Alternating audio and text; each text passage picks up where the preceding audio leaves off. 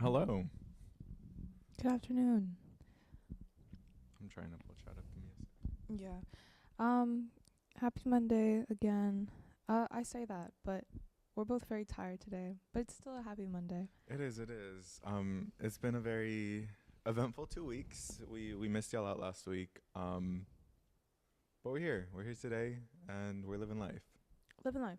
Today we're gonna talk about a very topical, obvious thing for poets because our entire job is To write. to write.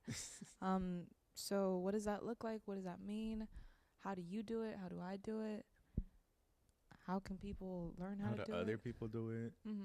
We can't hear from other people today, but True. in spirit. But I feel like I want to ask first, Rodrigo, how did you come across writing poems specifically? So, you remember Camp Rock? Yeah, I really wanted to be a musician so badly, like for the death of me. Um, I learned how to play a bazillion instruments. And I learned how to write through Camp Rock. What do you mean through Camp Rock? Like I remember there was like this one scene where Demi Lovato was like writing a song in like the outside of a cabin. So in my head it was always like I need to be like Demi Lovato and write outside. I can only write outside. I can't write inside. Oh, like like a Ralph Waldo Emerson moment, like Yeah, yeah. And she was like only writing about like oh, I forget. I think it was like about unrequited love or the Venus and Mars song, you know? mhm. And I'm like, oh, so I could only write about love, and it can only be written outside. So love can only be written about outside. Yeah, I was like, Uh, I was little. yeah. You So that's how I started my writing process. But it like slowly evolved. Oh, it very quickly evolved because I realized one, you cannot only write about love, and two, you can not only write outside. mhm. So then in like high school is when I started like giving it another shot. When Get Lit came, and I was like, okay, like let's try this again. Let's see what's up. And for the longest, I had a notebook. I still have all my old notebooks, by the way. It's like a trip down memory lane anytime I open it. Um, and it would be in my head, and if I remembered it, that means it was worthy of putting it in the notebook and then a Google Doc. And if I forgot it, then that poem just wasn't meant to exist. Mm.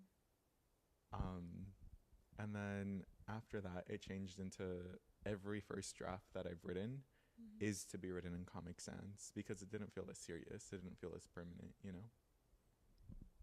That's so specific. That's the only adjective that I can give that right now. So all your first drafts are in Comic Sans? Yeah.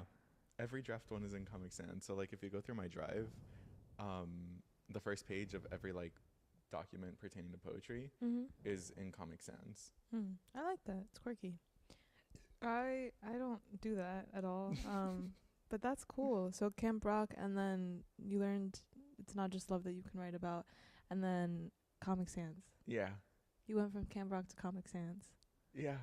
That's I feel like cute. that's very telling about my life as well. Yeah, yeah, yeah.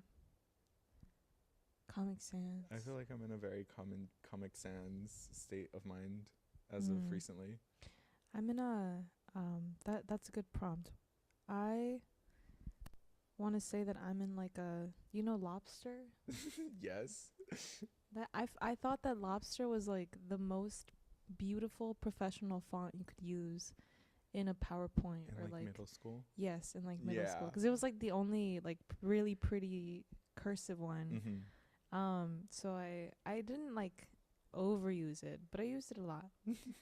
But I'm a lobster. If I were a font You're in a lobster right state of now. mind right now. No, I am lobster. Oh, Like like if yeah. you're a font forever, like your Oh indefinite font lobster. no, no, no. I take that back. I'm in the lobster state of mind right now. Yeah. I like that.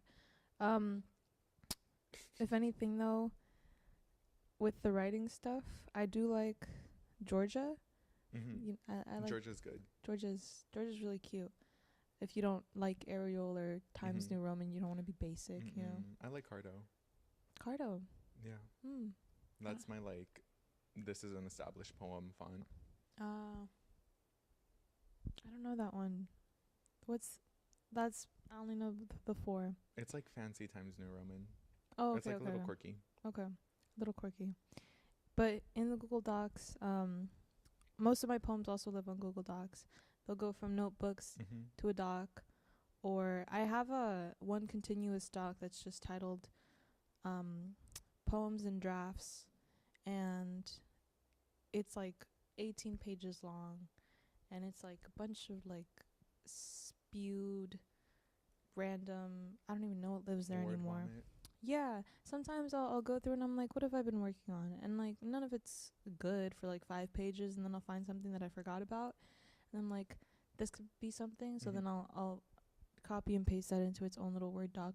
So I can't delete poems and drafts. If that goes, then like my lifeline to all my drafts go, even if they're not good.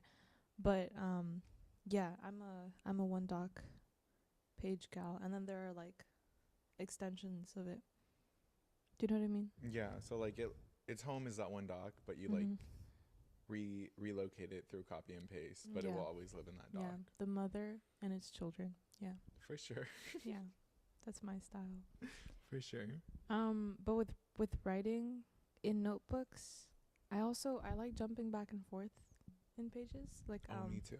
yeah, I used to feel like I had to go like in order and go one page at a Mhm. time, but there's so much blank space that I would leave. So now I'll just go back That and like gave me just fill. anxiety, like feeling like there had to be an order. Mhm. Because I was, funnily enough, that I bring up like memory lane in my notebooks. Last night I was like cleaning my room, and I found like my boxes. I have 2 boxes full of notebooks of just written stuff, and it's so interesting. Like I date the pages that I used to write on, because like I told you, it's not like coherent in timeline. So it's interesting to see how I was feeling and what I was working on that day, and what lines came into existence in that day and things like that. Cuz you try reading it as you would a book, and you're just like, what's going on here? Oh yeah, no, definitely not. I think it feels more like Snapchat memories. Mhm. It'll just pop up. You'll be like, I forgot that was there. I forgot I did that on that day. Yeah. And it'll remind me of whatever I was feeling in that general time period, Yeah. which is really triggering sometimes. But sometimes it's really fun. Most of the time it's really fun. It's like, wow, I thought it was like the end of my world, or like it was Yeah. like I thought I was going to die, but here we are 3 years Yeah. later doing the thing. or like it would or I'll read back and I'll be like, it was not that deep. No, literally, my favorite thing, when I would like be going through it at the time and I would write down on it, at the end of the page, whenever I was done writing, I would always finish my last line to whatever I was writing. If it was just like how you were saying, like it was just like, I'm going through it. My last line would always be, it's never that deep, or it's never that serious. And I think I've always held on to those words growing up, because at the end of the day, it's not. The world keeps on moving. People keep on moving. Like, and then like reading back, if I forget to write it in, like right now, I will still write it in. It's never that serious. It was never that serious. Yeah. Mm-mm. I like that. I like also I'll write to myself in the future knowing that I'll read it back, and I'll just be like, listen, I'm not okay right now. But when you see this, I hope you're okay. So like there's a lot of like I like that. there's a lot of like discourse like between like me writing in the present and then addressing myself in the future. And then I'll like And read then it in the future and Do you write respond. to your past? I do write to my past. Ooh. Or I'll just like in the Wait, margins I should start doing do that. little. It's really fun, yeah. It's really creepy though because you're talking to yourself. It's So it's like you address It's yourself whatever. in the third person sometimes, or I do, but you know. You could not do that too. wait. I low key. I'm gonna start doing that. I like that, Yeah. especially with all this new change coming. Yeah. There's like it reminds me of that service where you can send yourself emails to be sent out to you at a certain time in the future. That's a thing. That is a thing. I forgot what the website's called, but it's just like if you look up future email to me send, I don't know, keywords. Yeah, I remember I started one and then I never finished it. So Hmm. I won't be getting that email, but it's cute. Like, I would do it again. So it's like, it's in the same vein, but instead it's just living in your notebook. Damn. Yeah. I'm gonna do that for sure. Yeah. Damn. Maybe future Rodrigo, if not in, like, wherever he is, would appreciate reading that back. That's crazy. I want to do that with my sisters. That's cool too. Yeah. Because we're all leaving. Yeah. And nobody's gonna be in LA. Damn, I get really emotional thinking about it because we all grew up together. It's like 20 some years of all of us together, and now we're just doing your own thing. Yeah. Yeah. I'm having so many conversations with friends about how transformative and like crazy this next year is going to be.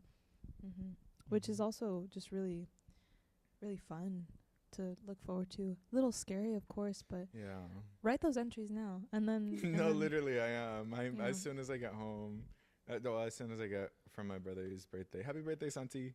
Happy birthday to 20. I'll see you at home later. But yeah, after that, I'm definitely going to start writing those emails. Yes. Speaking of emails, Sabrina Carpenter. I mean, Right. I'm just, side note, real quick, because this is so important to me. I've gotten a lot of TikToks, like, making, like, poking fun, let's say, at her outro when she does nonsense. And, like, how, like, raunchy she makes them. And I wonder what her writing process is. For each of those little, they're like 3-line outros, but you know, to tailor them to every city that she Like, you think she just does them on the spot? Definitely not. No, I think. Like, what if she just got a galaxy brain and she's just paper clipping them? As much as I would love to give her like the credit of a genius mastermind, I almost said megamind, genius, like, you know, I think she definitely like has to sit down and think, okay, what silly little pun and like dirty little joke can I make with the name of this city, like Milwaukee? What would you? I don't know. Exactly. So like on the spot, I don't think so. But that's cool. Like her little 3-line poems that she does at the end of every song. Yeah. I never write for short form content. I never think about my writing time as in like, okay, this is like just for a short poem and that's it. It always just ends up becoming like a 2-page. It's funny because I never intend to write for short form or long form. I never intend to write for anything. But all my poems are shorties. All my poems are a minute or less, and it's just so funny. If I was in the slam, I would demolish the shorty the shorty section. Yeah, just to get the slam. Yeah. You would demolish. I think I've never written a poem that's like for performance and for stage less than a minute long. Every poem is too long, actually. I would be kicked out of the Get Lit Slam. I'd go so much over time that I would just even if be you scored disqualified. Perfect, even if you scored perfect with the overtime that you went, you'd still be at 0. Yeah, they'd be like, I'm sorry, like you like cross the 5-minute mark. Like, are you good? Yeah, Hot Cheeto goes over 5 minutes long sometimes. I've cut out so much of that poem for specific things. The original is, yeah, but there's so many different versions now. There's like, so many. Franny Choi's Blood Moon or Moon something. It's something Moon, where it's like a long poem, but like in the anthology, it's just different sections of it. Oh. Yeah. I haven't seen that Franny Choi poem, but a lot of or not a lot, a handful of hers are veering on super duper long. So I definitely, in the same vein as Franny, I'm here with you. I love them so much. So yeah, Franny Choi's was actually the first classic that I picked. It was Catastrophes Next to Godliness, and the response that I wrote to that was like, it was like super close to 3 minutes, and it was, I don't remember what I was trying to do there, but I talked about a pillow pet, and then I talked about catastrophe being like personified into a roommate that I was living with that I like hated, but then like I am catastrophe. But it was like weird because how can catastrophe be somebody else but is also me at the same time? Like, am I Art. living? Yeah, Art. I suppose Yeah, it's subjective. it wasn't our strongest piece that year, but I enjoyed it. How do you deal with writer's block? Have you like experienced such bad writer's block? Somebody said that it's not real, and so I just like went along with that. Huh. Like, it's not Who said this? somebody. It was like an inspirational thing. It was like writer's block isn't real. Like, you just, even if it's bad, you just write. Like, and then that's not like you can just write, and it doesn't have to be good. Like, I think writer's block comes from us wanting the writing to be good. So if you can just like dispel that notion, then writer's block isn't real, which I liked, but then you could still think that your writing sucks. So it doesn't solve that problem. Right. Girl, I feel like I've had that for so many months that I'm just like, I'm just there right now. I might do a slam tomorrow and I'm still just there right now. Like, what do I have for You this? might do a slam tomorrow? Maybe. We'll see. What? We'll see. It's random draw, but maybe. Oh, DPL. Mm, I was going to say maybe. SNL, but no. No, definitely not. But how do you deal with writer's block? So I actually just came out of the longest writer's block ever in my life, a year and a half. A year and a half. Yeah. I think more so it's because I wasn't ready to deal or process any emotions that happened through quarantine. So I just like didn't allow myself to write. Through quarantine, through COVID, through like the first year back. It actually might have been like 2 years now that I'm thinking about it. Yeah, because like there was just so much that happened during the pandemic in my life that I was not ready to, I guess, process it. And I think like that's how my writer's block came to be, because for me writing has always been a way to process, and share. So I don't know. I feel like the way I cure writer's block is to live life, but writer's block also comes from living life too quickly and too advancedly, you know? Can you elaborate? Like if there's too much happening, like within the span of a year, so much happened. I wasn't able to write or process or feel. Like it was just one thing after another, after another, after another, after another. And you just like get so overwhelmed that you can't put words on paper. You can't think. It's just like, I'm just here. Yeah. I think sometimes for me it's the opposite of that, where it's just I might be describing depression, but it's just like where you feel so a little stagnant for so long that it's like the joy of writing isn't really there, or like the reflection that came with the writing, the like the joy of just fleshing out a poem and like taking your time with it. It just like, it feels like just a task, like something that you have to get done rather than something that you enjoy. So maybe Babe, I think that is depression. But that's from time to time, like just like if a rut is like over you, because I've also talked about this with friends who are writers and who like do that for, or just for fun, but the kids are not okay right now, but they will be. Real. They'll be fine. Yeah, write yourself that email. I'll write that email. Yeah, I think so.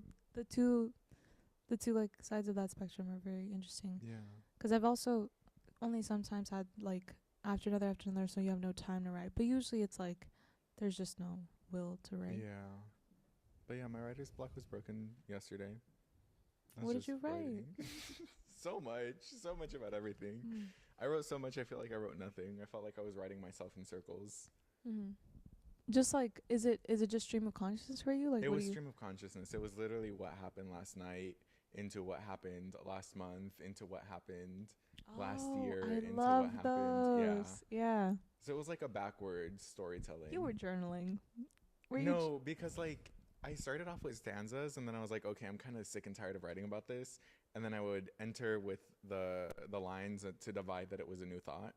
And then I started writing about what happened, but in stanzas, and using like metaphors and stuff and all that, using the poetic devices, if you will. And then it just like I broke that up again, and then I got into the month, and then like I don't know how I got into the pandemic, but I got into the pandemic, and this morning, and I knocked out. Like it was just so draining for me. I knocked out, and then I woke up this morning and I read through it. It was like 13 pages of just everything that has happened in life, Damn. and I'm like, wow. That was the entire pandemic, just like Pandemic plus like todo. todo. Yikes. From what happened last night to college acceptance to love, death, and grief and stress, and it was just like, wow. Good for you. Yeah, it was very like writer's block on, I guess. Yeah. But see, then whoever said that though would argue like you always had that in you. Okay, whoever said that's probably white. They probably never have faced real struggle. I don't know how we got from there to there, but I don't know. I think it's a nice way to think about it. So it's not like so like commodifying the writing all the time. Like if especially for me, if I have to write a poem for a commission, a performance, and I have to feel like this is good or like I'm proud of this, then I'm never gonna finish it. Oh yeah. Up until like the last minute, I'm gonna be like, oh, like thank you for being patient. Here it is. Yeah. A whole 3 years later. 3 years later. Yeah. But it's just, it's so nice to not feel that pressure of like this doesn't have to be good. It can be the worst thing, the worst thought a person has ever had, like the most nonsensical, stupid, dumb, idiotic thing anybody has ever had in their entire living life. You know what I mean? But it's just if it's down on the page, it's down on the page, and then it becomes something not so bad, something like that. Writing is writing. People will like go into their little coffee shops and sit with their laptops and write their screenplays, their poems, their books, their essays, and like that in itself for so many people is their job, which for so long I thought was my dream job, but like I don't know anymore.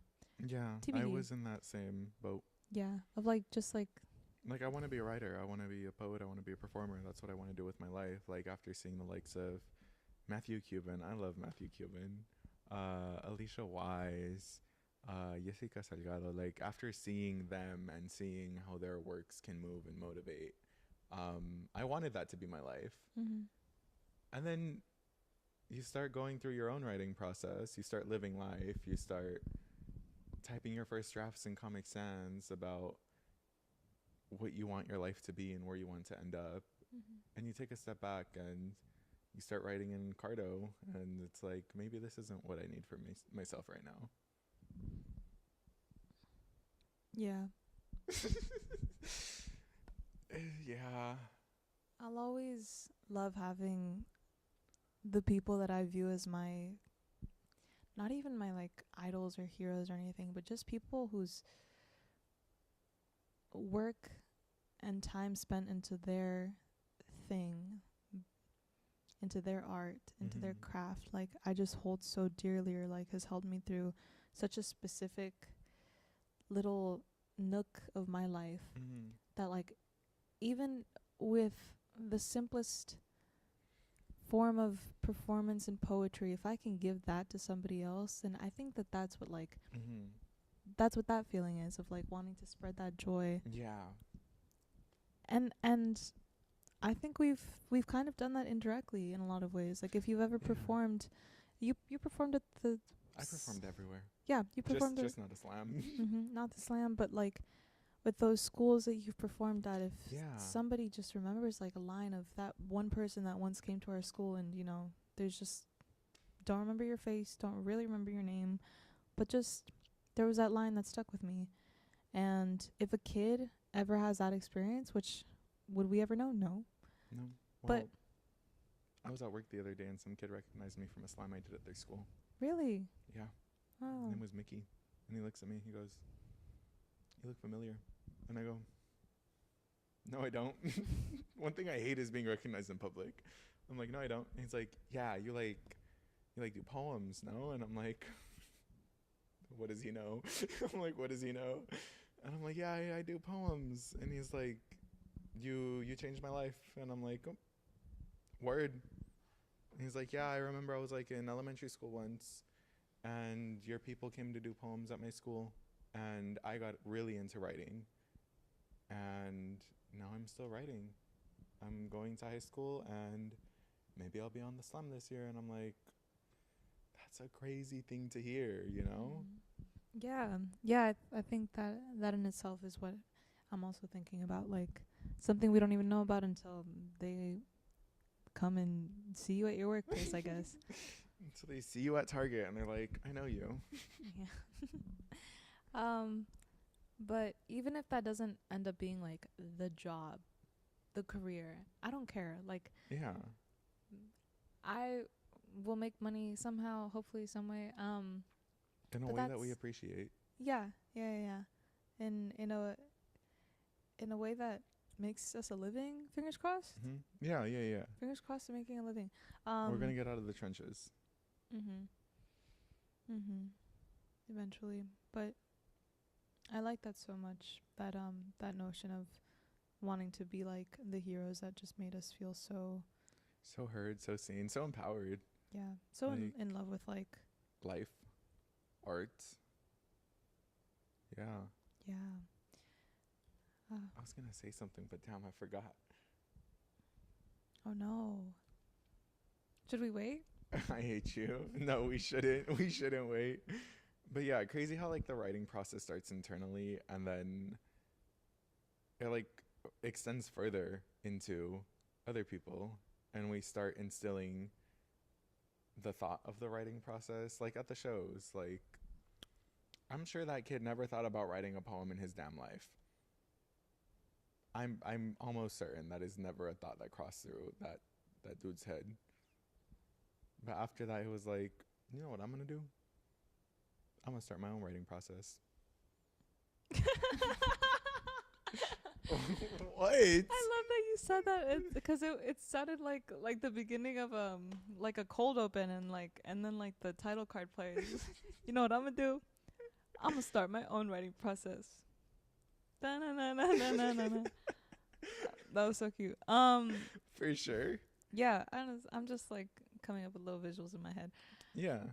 That was so cool that he also just he's like in high school now, you said? Yeah, yeah, yeah. Okay. Yeah, that's really cool. I mean with like oh, I remember what I was gonna say. Okay. I remember what I was gonna I hope you remember what you were gonna say. Mm-hmm. I'm gonna share what I was gonna say. I remember that one of my favorite things that people do when they're watching other performers, Mm-hmm. if they really have a line that they like, they'll like write it down in their notes app. So like say for later, come back to write their own little thing along to it. I love that so much. Mm-hmm. That's like a good like writer's habit. I'm trying to think of other writer's habits. My favorite thing at shows is like when you would notice, like when you're up there, do you ever like just pinpoint a person? You're like, if I want anyone to hear this poem, it's that person. Mm-hmm. My favorite would always be like when the kid all the way in the back and on their phone, just type in and text in, like they don't want to be there. Yeah. And then when you get them to look away from their phone and they do that thing where they're like more engaged physically. Mm-hmm. It's just like I did that. What's something that other performers do that you also like would pique your interest? Ooh. It's like very different for very different reasons. Like Mila, I love the way that Mila speaks. Like it's the cadence to her voice, the certainty in everything she's saying. Raul, he's just very explosive. It's just like it's like if you were to see like it's like setting a firecracker off in a library. Like you're gonna watch because you're like, what's going on? You know, I say that in the most loving way possible, but you're gonna look and be like, who did that and why? And then you're like, oh wait, that's low key kind of cool. you know? Low key kind of cool. Yeah. Firecracker and the yeah. You know? Mhm. Like you, when you perform, I really like how like you're loud but soft, Mhm. you know? Oh yeah, I get that. Like you're like very soft spoken, Mhm. but like it's the words and your presence that speak volumes. Yeah, I'll put that in my bio. Loud but soft. Yeah. Yeah. Yeah. What like attracts you to other performers though? I will always appreciate somebody who is just so self-assured in, cuz like you said, like even if they're not vocally loud, like I don't think you need to project and be heard like booming. Like a firework in the library. No, even with Raul, Uh-huh. I mean, we all do this thing where like the voice is coming from within, right? It's not. Yeah. It's like if you have a, I like to distinct it. Is that the word? I like to differentiate it between like an airy, heady voice and then like the hear voice. And I think that I only started getting the hear voice in my performance when Kernick like pointed that out to me. She was like, "You're up here a lot. Come down here." And it just makes you sound so self-assured. It's like that's a trick to it, but Yeah. also some people just have that naturally. Like they like Mila, like they just have Yeah. or I guess feel, I don't know if it is natural, but it feels like you are so comfortable on that stage and like or you've been doing this for so long. It's also why I love Raul's performance, because he just like he's a megaphone. And retweet. and he's just so fun to watch too. Yeah. Yeah. He's a personality on stage and off stage. Like, Oh yeah. an attention grabber. Like, Mm-hmm. he will make people look. He will make people look. That's his bio, and I just appreciate that so much, because one thing about open mics is that you'll always get like a mixed bag of acts, and so while we can have like some people whose first time up on the mic and like, you know, they're not really sure what they're supposed to do, like how to adjust the mic, and it's like really cool to see somebody blossom from that entry stage into like just becoming more and more aware of their bodies and what their bodies do in a performance, because it's not the voice, it's like it's your body language, the way you're positioning yourself and everything. That one person from your open mic, right now that you were saying that, I got like an immediate flashback to your open mic. I forgot who it was, but they had like this poem about womanhood, and you can tell it was like their first time ever. Like the writing was great, but like it was just the presence that was very weird. Like the delivery of the piece, like how you were saying, the voice was very up here. There wasn't really much certainty what they were saying. The blocking of their piece was very interesting too. It reminds me a lot about that. Yeah, and then after a first time experience like that, like I'll look at mine too and be like, that was weird. But Real. it's so cool to just like do it again and again and feel more comfortable with finally seeing yourself on video, because I was not comfortable with that for the longest time. Oh my god, I probably cried about it once. I was like, I look so weird and like I don't like it, and like I don't know if I have a face for the camera, and it's like all these little things that will make you worried about being a performer. And now your Fox video has like millions of views. Yeah, that's so fun. Yeah. I was like worried about like how my makeup looked in the little room in the back, and I was like powdering my nose and stuff, and like it doesn't matter, you know? Yeah. I mean, it did matter to me in the moment. It was so cute. But like that in itself, I know now that I would do it so much differently too. Because even though that was like 6 months ago, I remember like being told like, do you want to like loosen up a little bit, take some time, like bigger? And I was just like, what does that mean? Like how can I do that? I thought I'm like already doing the voice and like I'm doing I didn't tell her that in the moment, but like in my head I was like, you're thinking about it like I'm doing everything. Yeah. But then, Rodrigo, there's going to be a moment where like 'cause I was talking about this with Dharma. Hi, Dharma. You're not watching this, but I love you. And Dharma has such great advice. Mm-hmm. And I remember one particular thing that she told me was to get out of her head, she had to have a day where she just did the most extra, out of the top, over the top, out of the box way of performing Mm-hmm. that poem that she had done so many times. Or she, you get used to and stuck Oh, yeah. doing a poem the same way over and over and over again. And she did the most extra performance she'd ever done of that poem, just to not feel Stagnant. no, not to feel bad about feeling silly, because a lot of it is like getting into your head about looking weird, or like if you're too big, then it's not gonna be like, it's gonna be strange and fake or performative. But it's like when I'll look back on videos where I think that I'm being very big and very I'm not. Yeah, it's just like you do this, but in your head you think your hand went like all the way up here, but like you watch back the video and it's just like, yeah, it's just more reserved body language. And that piece of advice from Dharma just really stuck with me, and I think that I'm gonna need that extra moment of a performance one day. It's coming. I can feel it. I can feel it looming. You know, when like you feel like a cold. It's like a cold, but it's not a cold. It's worse. It's worse. It's worse than a cold. I actually confront my fear of people seeing me. Yes. Yes. As a writer and performer, does your writing process end on the page, or does it continue on the stage? This is a great question. Like, does it change as you perform the piece? Yeah, or? like, how do I explain it? One time I was doing the show, like, because my writing process also includes the blocking and the hand movement, and what I'm doing where, and if there's a sad part in the poem, where my voice is going to crack and where the first tear is going to fall. Like, I have it blocked down.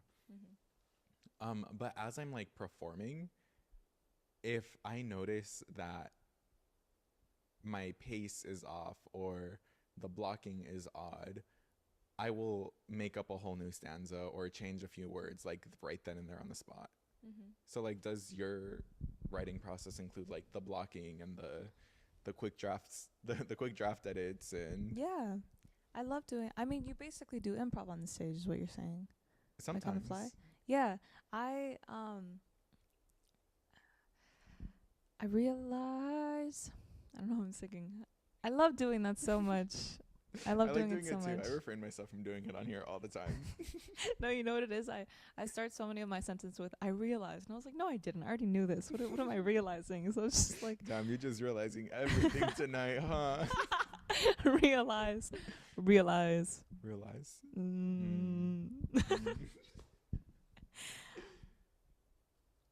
I love improving. I do it all the time with Hot Cheeto Girl, especially. The ending of Hot Cheeto Girl is different every single time for whatever audience I'm in front of, because the original one wasn't good and it was a joke. That was like kind of funny, but like not that funny. So I knew that I wanted the ending to be different. I didn't know how to end it, and I realized that with every audience that poem sees, they need to hear a different moral of the story, I guess.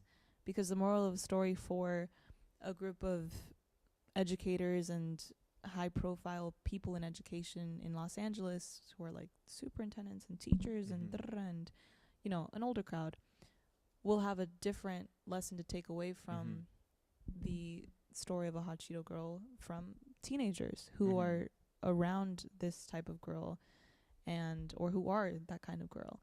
And so that ending always changes, whether I've thought about it a little. I'll always think about it, you know, a little bit beforehand. But sometimes lines will just come out of air on the spot. Like, it'll just feel a certain way, and I'm okay with like making something work with a rhyme. So I'll try my best to do that. There was one time. This is a story. Okay.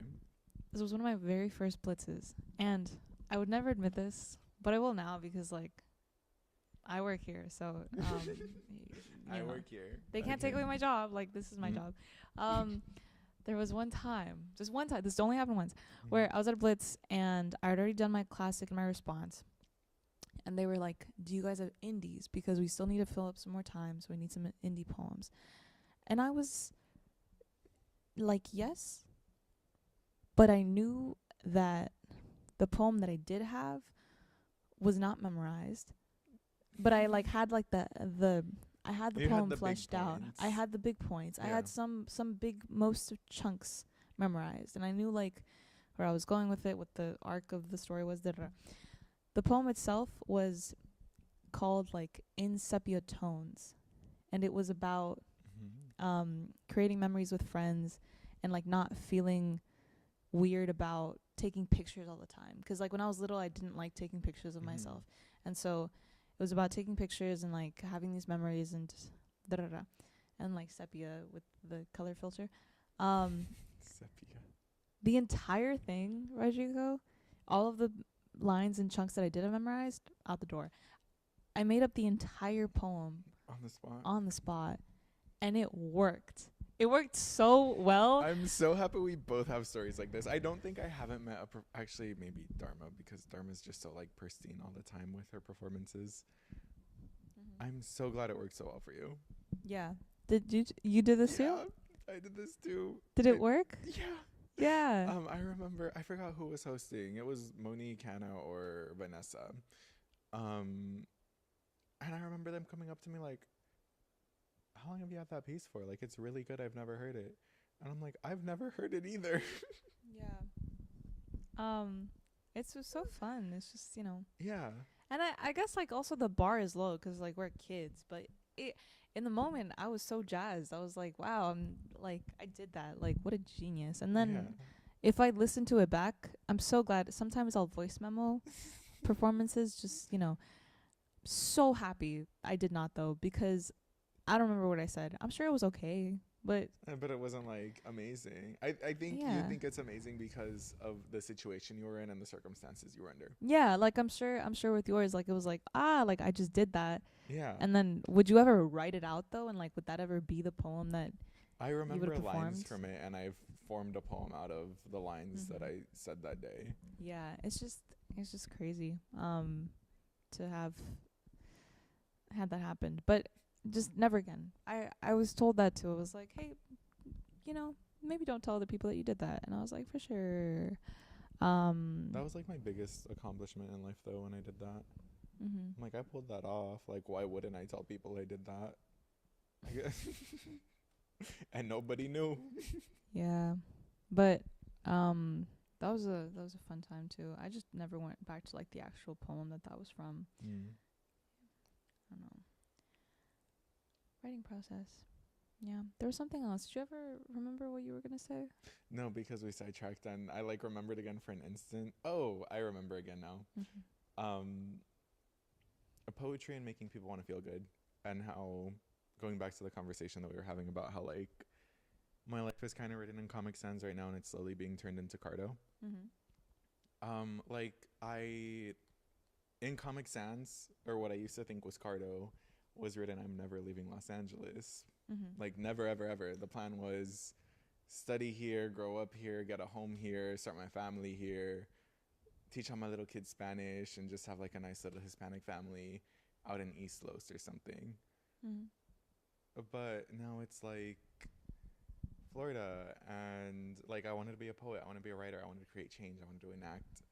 Uh, I wanted people to see the beauty in things that others couldn't even begin to ponder. Like we were saying, our legends, like our own heroes, the people who brought us into this world, and being able to see art and light and beauty and life.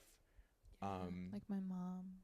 exactly. Like Yeah, that's a whole nother thing. Yeah. I Go love ahead. it though, because like my parents are also a big staple in that statement. Mhm. My grandparents, my great grandparents, my cousins, like it's just crazy because your whole family and everything is rooted in here. And I don't know if I ever told you this, but I come from a lineage of poets in Mexico. And it's just kind of like, this is what I need to do. Like, this is what I want to do. I want to be an artist. And it has been my dream for so long to have a book And going back into like, what was it, like episode 2, the poetry in life, like you don't need to be a poet to create poetic things. And I like how we both have poet tendencies. Yeah. You were saying. Yeah. And it's just like this internal conflict that I've been facing, and it's just like a bazillion things running through my head. And back to like my writing process of living life, like I'm just excited, scared. I'm very trepidatious about where I'm going as a poet. If I'm even going anywhere as a poet. You know? I mean, did you ever think, oh, I'm going to have a book out, like, and this is going to be like, yeah. I did. Do you still want to? I do. I really do. I think it'd be fun, but I feel like it has to be after Florida. Because I feel like I still need to live that part of my life. I had this conversation with my friend recently that whatever we are passionate about can always like be there, and it does not again have to be what we pursue as a career, but just to have that hobby, to have that thing that we're good at and get joy from. And yeah, like write your book. Does it mean that you're like a full-time touring poet? Probably not, because I know so many of my friends who have books out and who are teachers or who are teaching artists or who are like baristas and bar backs and in service industries, and you know, are pursuing their master's degrees and psychology. And I always love that, you know, you don't have to be defined by whatever it is that you choose to pursue in your major. But if you want to write that book, like you write that book. And then if you're like majoring in botany, like I don't know, do whatever you want. For sure. What a strange thing to be majoring in. Botany. But listen, it saved Matt Damon's life.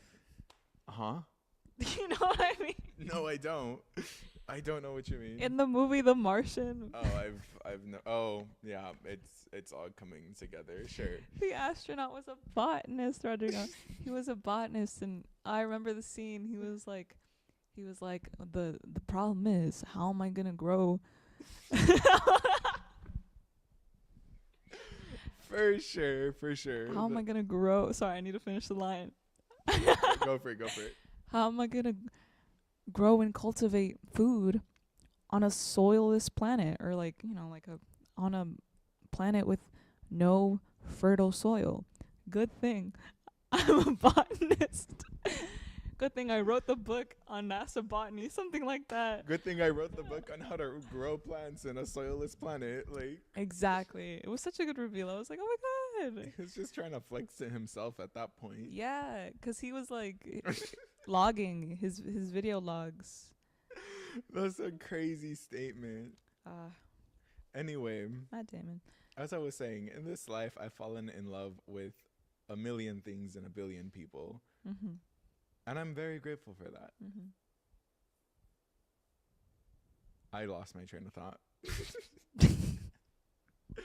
But no, I'm very grateful for that. I'm very grateful that each person has existed at the same time as me, and that they've each been able to contribute into my poetry. Yeah. In their own special way. Like, adding on to my own writing process, I've realized that I put people into my poems. You know what I mean? Do you do that? Yeah, for sure. But like, without necessarily saying their name Names. or specific attributes or things we've done together, but I put their essence into the piece. And when Ursula. Shut up. Their essence. Yeah, I put their essence, like their general vibe.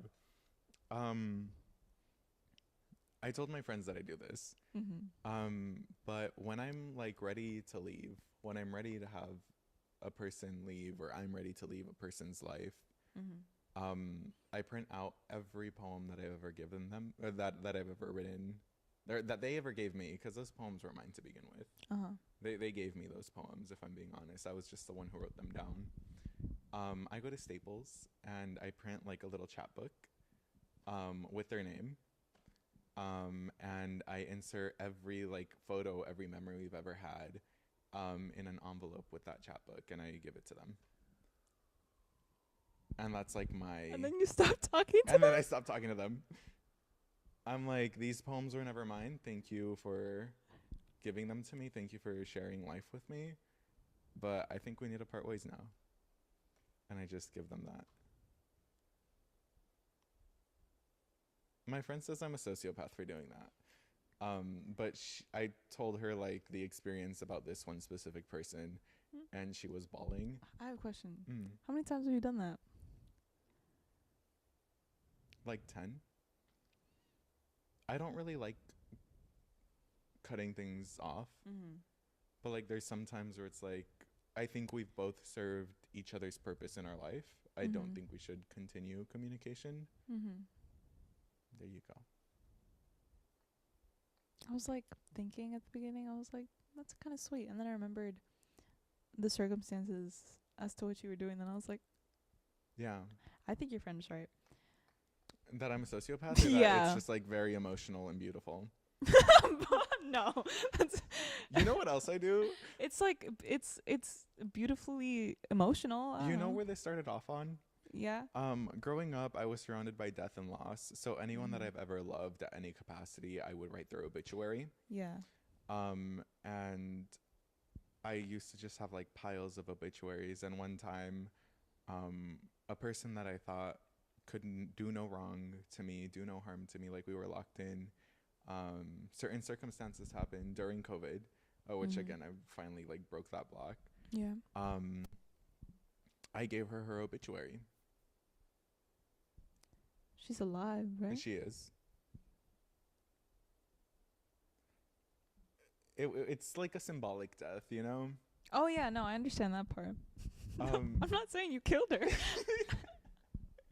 She's no longer in my life, but I gave her obituary, and I remember she wanted to talk about it. You killed her metaphorically. I killed her metaphorically.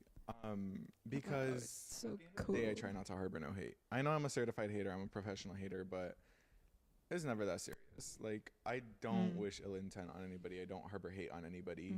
So I remember she like tried phoning me and like wanted to talk about it, and she was like, "I'm sorry," and I'm like, "For what? Like, don't be." And she was like, "Because you always saw me and always wrote me in such a beautiful light, and everything that we shared." Because like I wasn't giving her a poem of hate, I was giving her a poem of love and reminiscence. And she was like, "I think we can work things out," and I'm like, Yeah, "No, we can't. Take me like, back." I'm like, "We can't. Like, we're done, respectfully." Damn. No, disrespectfully. Oh my, if I ever received like a pamphlet of all of my memories with somebody. Oh, this was just her obituary. Oh, okay, this is okay, like okay. the seed that prompted the thought, because I was going through my journals and I'm like, there's so many other pieces of just love and reminiscence and pain and like coming together and being for each other that I have, that I wish she can also have as like a keepsake. Or Oh, wait, so she had called to say her obituary was like so beautiful. Yeah. And, like, yeah. Like, I didn't know that you saw me in this way. I'm sorry for anything that I did to hurt you. Yeah, like, that's let's super talk about it. And I'm like, super healthy. Like to think of people so intensely, I guess. Maybe delivered in like a semi-insane way, but like, you know. Yeah, it's just kind of like, I think about it as a funeral. Like I said, I was grown. I feel like death is very prevalent in my life. So it's just like, you know, the flowers, the photos, the words. You ever heard of scrapbooking? Yeah, I scrapbook. Where do you think I pull all the photos from? Oh, good to know. I was like, because if you need a hobby, like. No, I scrapbook. Yeah. I also just write. I'm not mentally ill. I'm not like deranged or anything. Like, I think this is something very normal. I think this is something people can do, but they're just scared of putting themselves in that position. I think there are like 10 people who beg to differ. Then they're like, no, because all of those 10 people have called me back and they're like, "I never knew you saw me in this way. I had never known that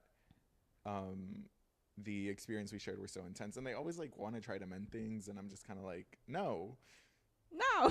you're dead to me. Like, move on, pack your bags, get out of my life. Like, I don't think I've ever cold turkey cut somebody off like that. I like to, or maybe I'm in denial, but I like to think that like things just fizzle out mutually.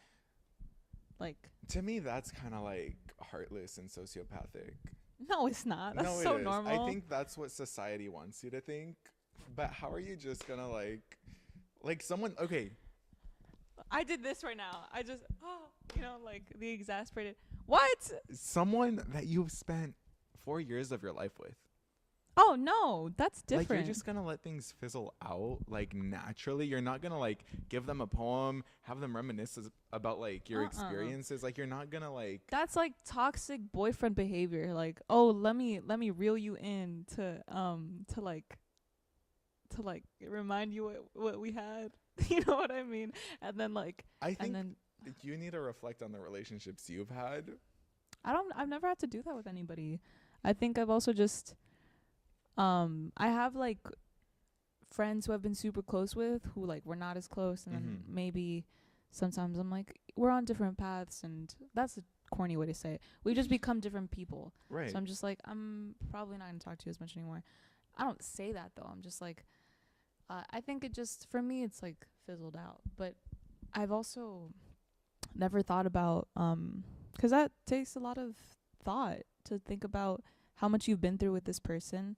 And then you have all of these relics of your moments together, and like these pictures and these poems that you've written.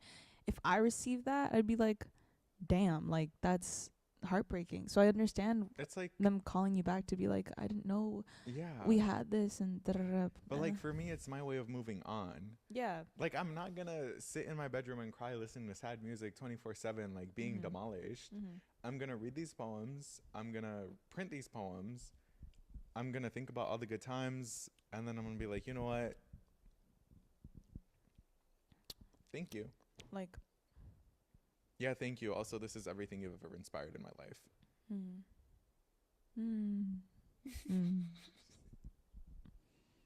Yeah. So for a year and a half, you hadn't done that though, 'cause you couldn't write. Yeah, no. Yeah. I like did it once with the person I was talking about the ghosting stories with. Yeah. Yeah.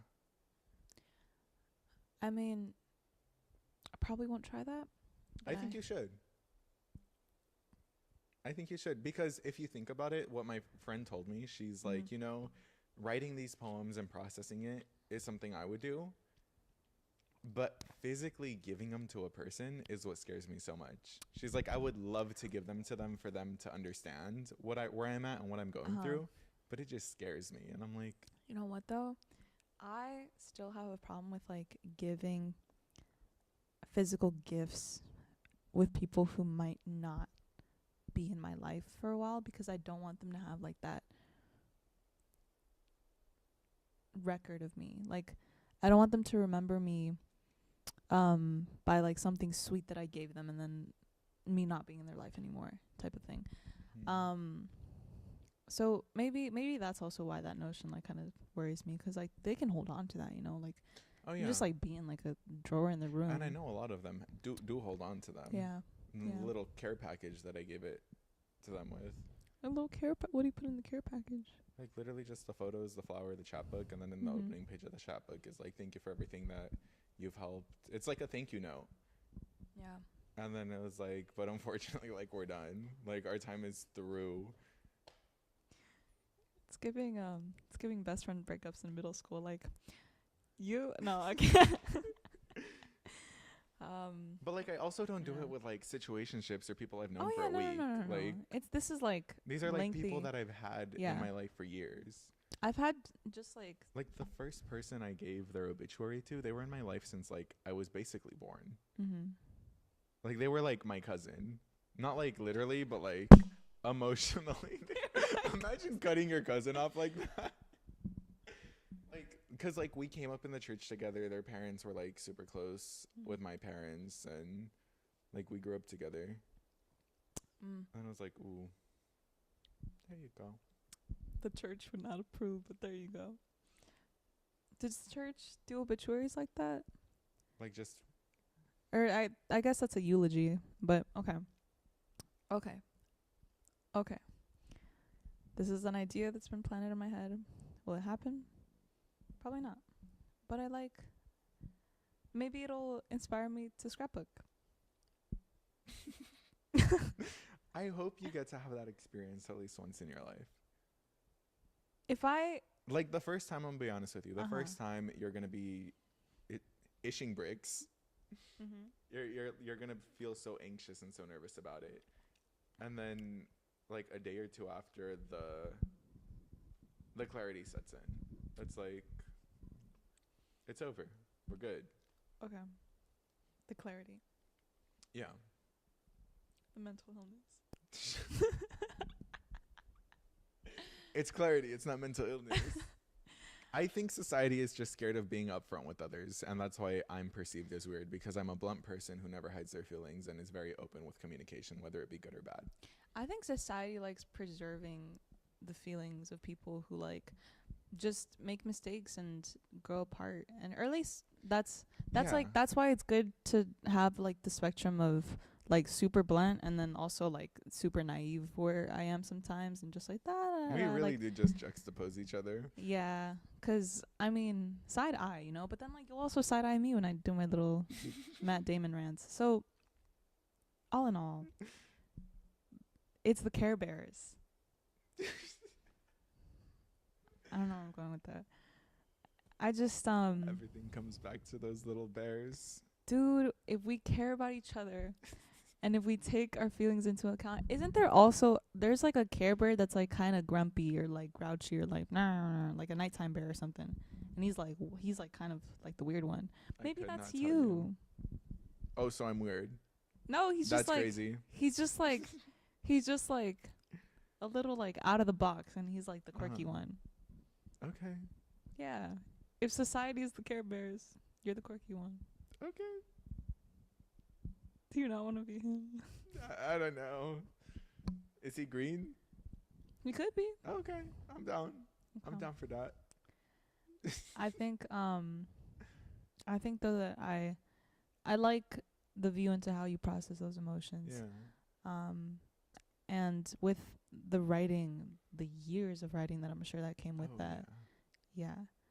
I'm also just very protective of those drafts. Like I don't, especially when I write of other people, it's never in malice, but I'll have these moments where I just kind of have to think about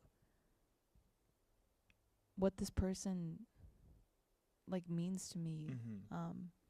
But also like if we're good to each other. Like are we I like what my friend I had a little sleepover last night, and we were talking this morning around breakfast about the relationships that we have with not only romantic ones but friendships, and like wanting those relationships to be ones that construct each other and like build each other up rather than just like oh, what'd you do today? Nothing. Like Rather than just like, let's go clubbing every Friday night. Like there's no like real connection being made. Yeah.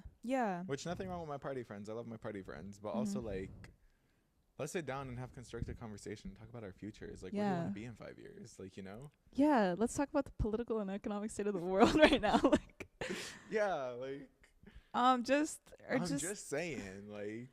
Yeah. Like it eventually will go down that route. So just like, are we being good people to each other? And are we showing each other how to be better, I guess. Yeah. And not to be in like a hustle culture mindset, 'cause like who am I? But it just, there's also a very recently new tone of morality that's come in where I'm sometimes shifting in ideology from a lot of the people that I've been close to for so much of my life, or like not even that, just like the church or my parents or no, you know. Yeah. Real, you know. And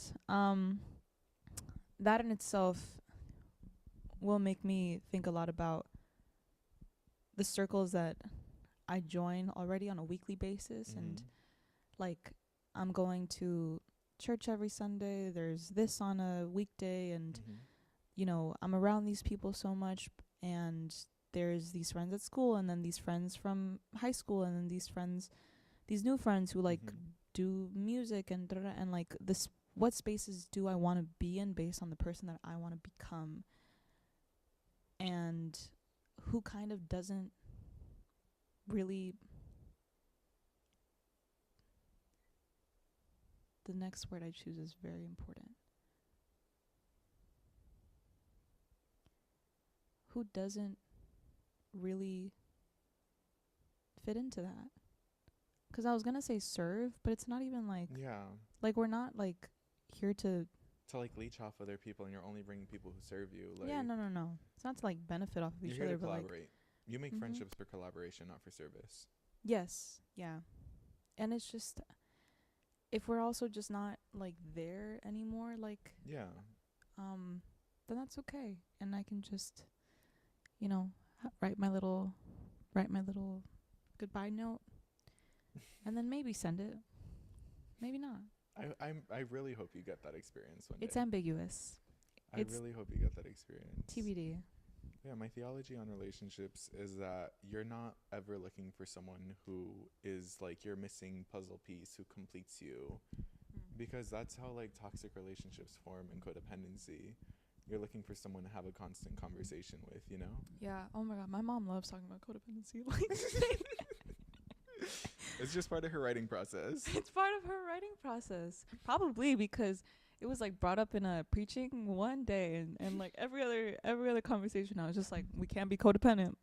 Hey, at least she's self-aware. She Because is super a lot self-aware. of Hispanic moms are codependent on their children.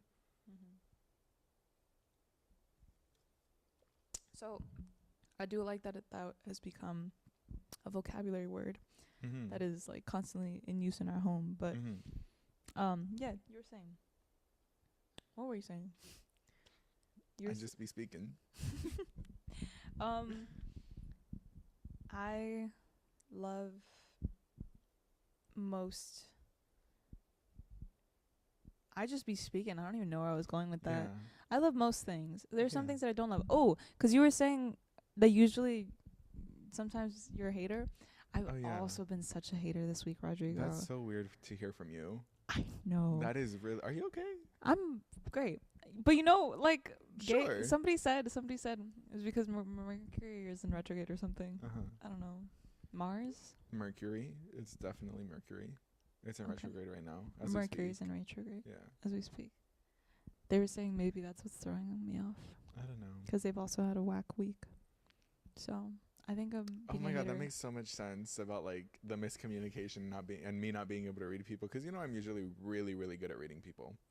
Yeah, That makes sense as to why I can't read this person, 'cause Mercury's in because retrograde. Mercury's in retrograde. I think we just solved all our problems.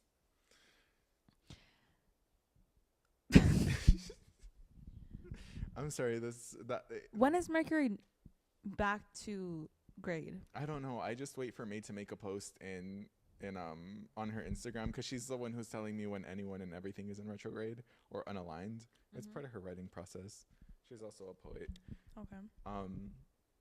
But she like only writes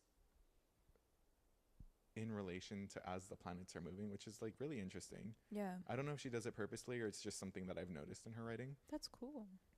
And I'm like, galaxy brain for real, because like, 'Cause galaxy. yeah. But anyway, I wait for May's little Instagram post. Mercury's in retrograde. Mercury's done with retrograde, and she like does a countdown. Damn. Oh. She's the only reason I know when things are in retrograde. Oh, send me the countdown. I need to know when this is over. Regardless, I will stop being a hater because I don't like it. I'm having You're not cut out for that life. I'm having a miserable time, dude. I'm like, yeah, like why am I being so like mean? I don't think you're cut out for that life. No, definitely not.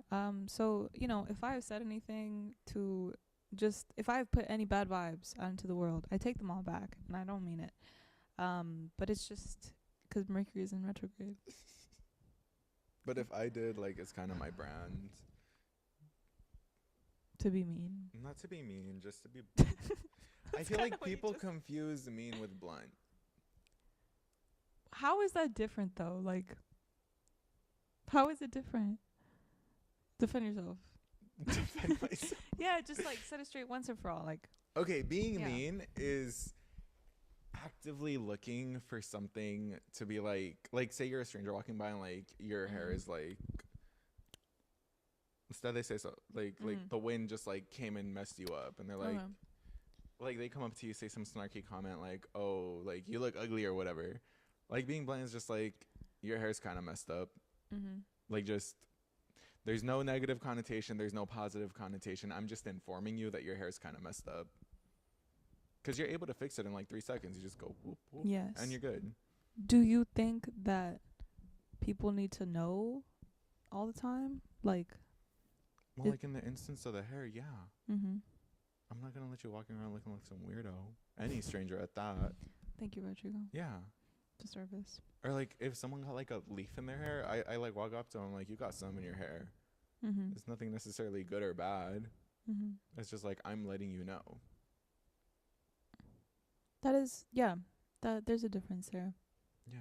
Yeah. Being mean is self-serving to make yourself be better. Being blunt is just kind of like, I have this information, I'm going to share it with you. Mm. Mm. Mm. Mm. Mm.